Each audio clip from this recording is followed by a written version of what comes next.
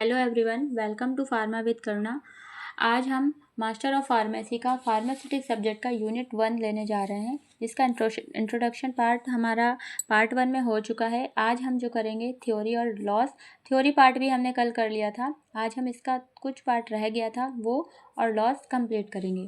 तो चलिए हम स्टार्ट करते हैं। थ्योरी पोर्शन का ये 2 पॉइंट है, क्रोमोफोर और ऑक्सोक्रोम।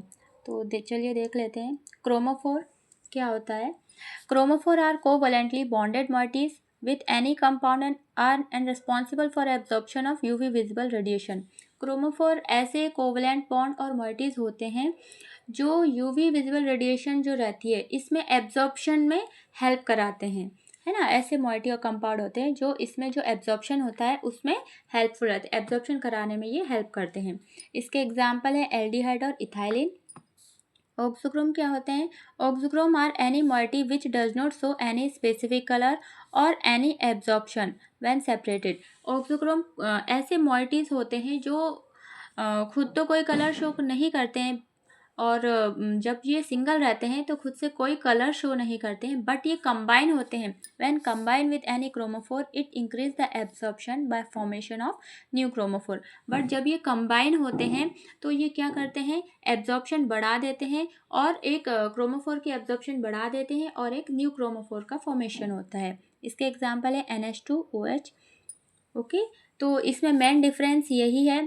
क्रोमोफोर और ऑक्सोक्रोम में अगर डिफरेंस आता है तो क्रोमोफोर ये ऐसे मोइटी और कोवलेंट होते हैं जो एब्जॉर्प्शन में हेल्प कराते हैं। ऑक्सोक्रोम ऐसे मोइटीज होते हैं जो सिंगल रहने पर कोई कलर शो नहीं करते, बट जब ये कंबाइंड हो जाते हैं किसी क्रोमोफोर के साथ तो उसकी एब्जॉर्प्शन को बढ़ाकर न्यू क्रोमोफोर को फॉर्म कर देते हैं।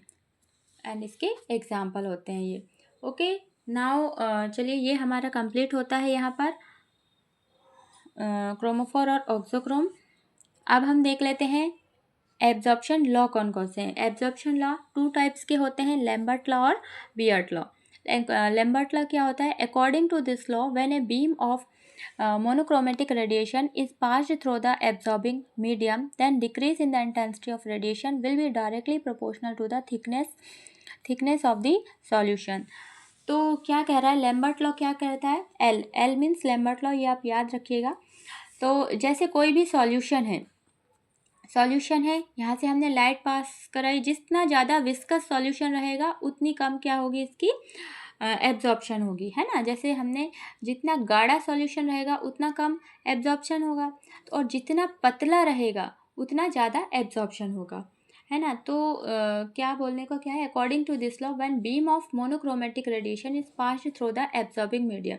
जब कोई भी बीम हम पास कराते हैं एब्जॉर्बिंग मीडियम में, तो then decrease in the intensity of radiation, तो उसकी जो रेडिएशन की इंटेंसिटी है वो कम हो जाती है और वो डायरेक्टली प्रोपोर्शनल होती है उसकी थिकनेस पर, है ना। मतलब कितना थिक है उस पर उसकी इंटेंसिटी डिपेंड करती है सॉल्यूशन की।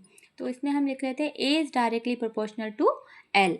एल मीन्स लैम्बर्ट लॉ, है ना, की थिकनेस। अब हम देख लेते हैं बियर्ट लॉ क्या करता है। सेम इसी के जैसा है। When a beam of monochromatic radiation is passed through the absorbing medium, जब कोई भी बीम हम मोनोक्रोमेटिक रेडिएशन से पास करते हैं, then the decrease in the intensity of the radiation, और ये भी इसकी इंटेंसिटी की रेडिएशन को डिक्रीज करता है और is directly proportional to the concentration of solution, और ये भी इसकी decrease in the intensity of radiation और ये डायरेक्टली प्रोपोर्शनल होता है उसके कंसंट्रेशन पर। ओके, तो ये दोनों हमारे जो लॉ है, लैम्बर्ट लॉ, बियर लॉ, बहुत ही इंपॉर्टेंट है और एग्ज़ाम में अक्सर पूछे जाते हैं, तो इनको बहुत अच्छे से करिएगा। Lambert law, Beer law.